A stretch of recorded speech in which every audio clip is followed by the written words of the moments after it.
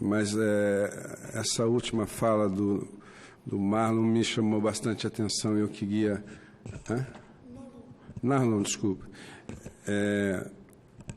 Fazer alguns comentários. Esse dado de que o Brasil gasta 14% do PIB com previdência, e que vocês fazem essa comparação internacional com outros países, tá certo? Eu não conheço. Eu queria que você me dissesse qual a fonte, qual a instituição internacional que faz esse tipo de comparação, tá certo? Porque o que eu sei e li, e tem pessoas que escrevem sobre isso, comparações desse tipo são muito difíceis de ser feitas, porque você pode comparar coisas absolutamente distintas. Eu pergunto, vocês nessa comparação, porque vocês pegam, no caso brasileiro, o INSS rural, o INSS urbano, o BPC, o município, o Estado, a União, militares, etc., etc., vocês compatibilizam isso tudo com todos os outros países do mundo com os quais vocês comparam? Vocês fazem essa compatibilização? Eu acho que vocês não fazem essa compatibilização. Queria saber, por exemplo, se vocês computam os mais de 50 regimes especiais de previdência que existem na França, tá certo? Para fazer esse tipo de compatibilização de dados. Será que vocês usam os dados do gasto americano com os aposentados do Exército, da Aeronáutica, tá certo? Eu gostaria de ter essa informação, porque eu, sinceramente, eu não conheço. Eu já vi esse dado 14%, eu já vi esse dado 16%, eu já vi incluir nesse dado até FGTS, tá certo? O que é correto, e tem um texto do IPEA, que foi o Nagamini que fez, está lá dito, o Nagamini diz isso, esses dados são complicados, o Nagamini é parte da equipe de vocês. Ele diz, essas comparações internacionais são difíceis, e ele diz, no que é comparado, aí sim, ele mostra diversos, o Fundo Monetário Internacional, os dados da Comissão Europeia, blá, blá, blá, blá, com o que é comparado, o Brasil não é um ponto fora da curva.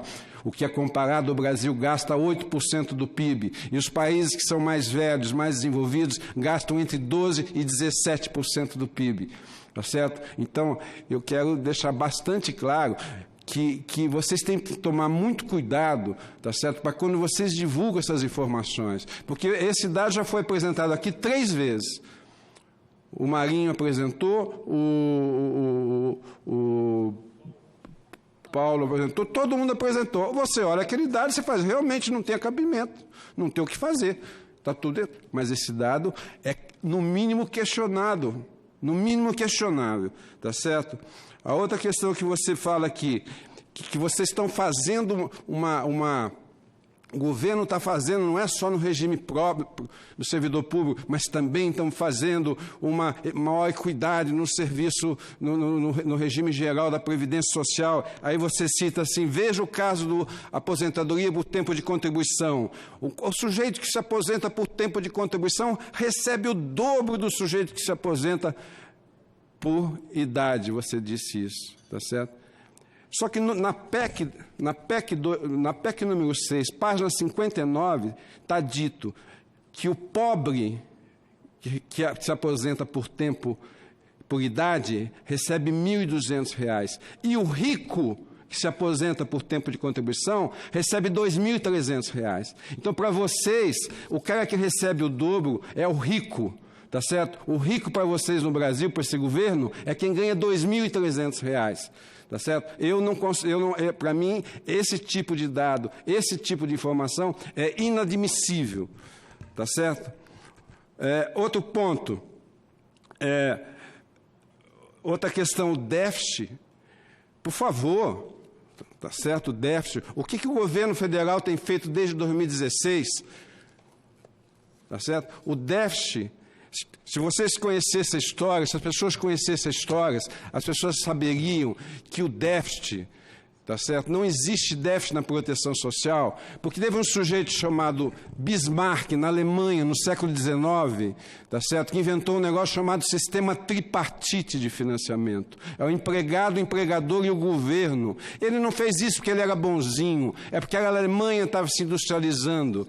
tá certo? E precisava de trabalhador, o trabalhador, para trabalhar, ele precisa ter saúde, ele precisa ter educação, ele precisa ter transporte, ele precisa ter proteção contra acidentes de trabalho. Então, esse Bismarck disse o seguinte: para a proteção social, quem vai contribuir é o empregado, o empregador e o governo.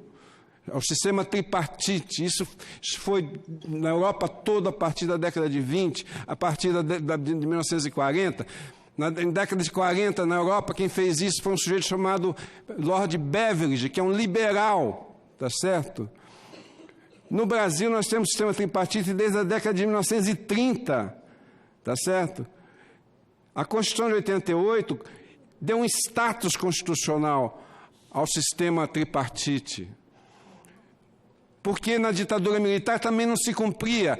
Sempre a contribuição do empregado e do empregador fosse suficiente para financiar a Previdência Social, o governo não colocava a sua parte. Então, os senadores, os deputados, os constituintes, tá certo? Deram status constitucional.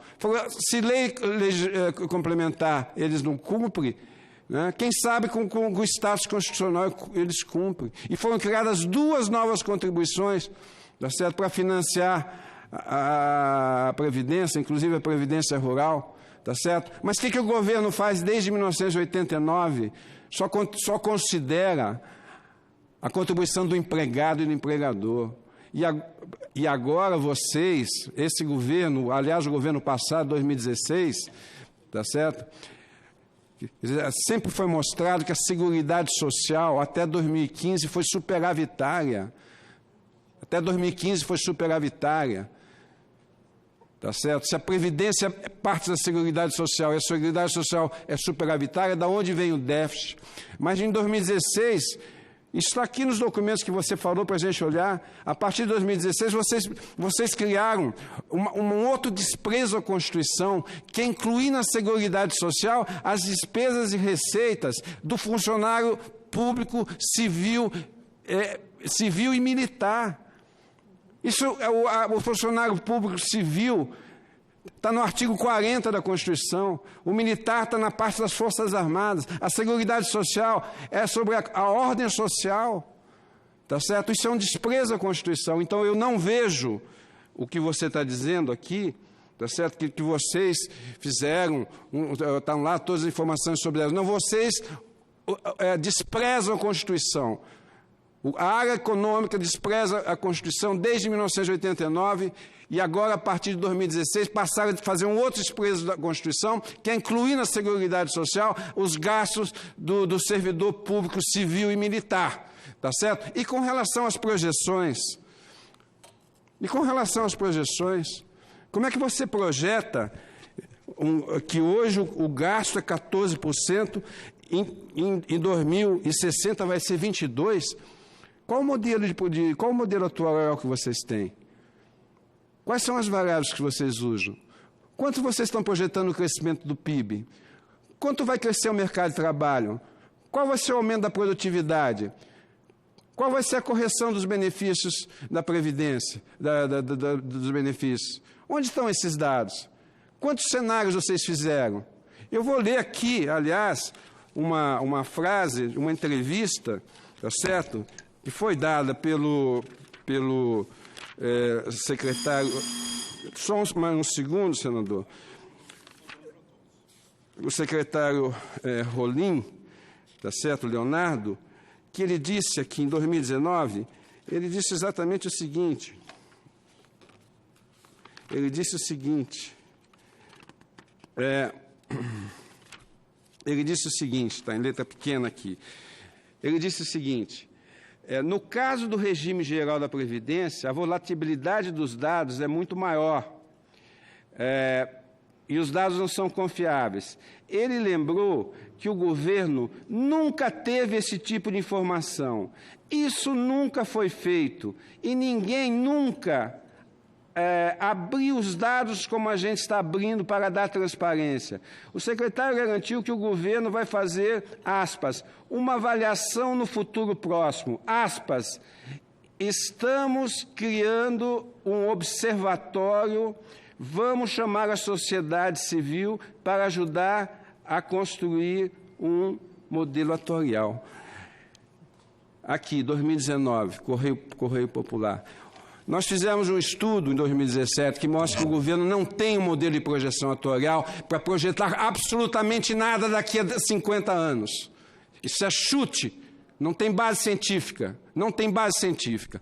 Termino, senador, dizendo o seguinte: os economistas do mercado, no primeiro quadrimestre de 2019, erraram 10 vezes a projeção do PIB para 2019. 10 vezes. Se eles erram 10 vezes em um quadrimestre, eles vão errar 30 vezes em um ano. Tá certo? E os economistas do governo, da Previdência, fazem projeções para 60 anos. E esse Congresso, esse Senado, vai aprovar uma reforma da Previdência que é excludente e que certas coisas é desumana, tá certo? Com base nesse tipo de projeção, essa é uma questão que eu deixo para o debate aqui.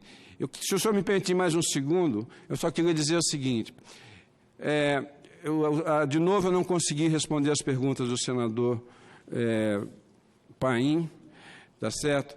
O que eu quero deixar claro aqui é o seguinte, quer dizer, por que eu escrevi esse livro, Debate Desonesto? Porque não é reforma da Previdência. A ideia é acabar com o modelo de sociedade que foi pactuado em 1988. Esse é o objetivo, tá certo? Por isso que não se pode falar a verdade, tá certo? Por isso que se tem que camuflar a verdade, tá claro? Essa que é a questão de fundo que está colocado aqui. Então eu tenho que mentir, eu tenho que falar que a Previdência não exige idade mínima, que a Previdência é generosa, que o gasto é elevado, esse gasto que é apresentado aí, quanto os gastos corretos, mostra que o Brasil não é nenhum ponto fora da curva. Tem que falar todo esse tipo de coisa. E tem que falar também no terror. Não tem alternativa para a demografia. Aqui tem 10 alternativas para a demografia. A população vai envelhecer? Vai. Não tem alternativa? Eu vou dar uma alternativa, que não, é uma alternativa horrível, mas eu vou dar. Todo aposentado continua contribuindo.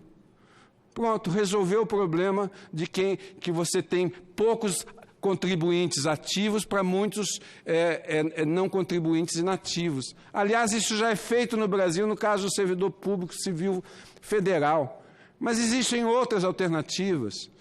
Tá certo? A Previdência não é financiada só pelo trabalhador ativo. O sistema é tripartite, como eu disse. Tá certo? E por aí vai. Tem a questão do déficit, que não é déficit. As projeções do futuro, que não tem base científica. A ideia de que a economia, hoje eu vi aqui várias vezes, se não fizer a reforma da Previdência, o Brasil não vai crescer, não vai gerar emprego, não vai fazer nada. Tá certo? Isso não tem base científica, gente. Isso não tem base científica, isso é fake news. Tá certo? Então, essa que é a questão. E, por último, o que eu quero deixar claro aqui para vocês é o seguinte, tá certo? Que nós vamos vai cair sim nos pobres. 40 anos de contribuição para ter aposentadoria integral. A pessoa, por ano, trabalha 5 meses. Você vai precisar de 92 anos para ter aposentadoria integral. Isso é um parâmetro semelhante aos países desenvolvidos, tá certo? Sendo que nos países desenvolvidos as pessoas entram na escola com 24 anos. E no Brasil, 70% das mulheres e dos homens rurais entram no mercado de trabalho com menos de 14 anos, tá certo? E por aí vai. Tá claro? Querem até privatizar, senador Paim. Querem privatizar, sabe o quê? Querem privatizar os tais dos benefícios não programáveis. Tá certo? Então, o sujeito do Uber, da bicicleta, de 18 anos, que trabalha 12 horas por dia de Uber, tá certo? Para ganhar R$500, eles acham que esse sujeito vai contratar um seguro Bradesco, tá certo? Contra acidente de trabalho, contra doença, contra uma série de coisas. Eu termino pedindo que os senhores senadores, infelizmente são muito poucos que estão aqui, tá certo? Infelizmente, tá certo? Olhem essa reforma, que essa reforma ela é extremamente excludente, tá certo? Para as camadas de baixa renda, que no 80% do Brasil ganha menos de 30 horas. Muito obrigado. O economista Eduardo Facchignani, ele usou em torno de 15 minutos, eu vou usar o mesmo critério. Inclusive, o Narlon, se precisar mais alguns minutos, também vou te conceder.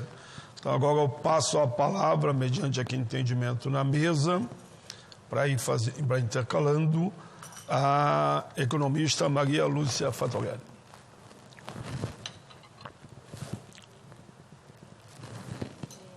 Muito grata pelas questões, senador, pelo tempo. Eu queria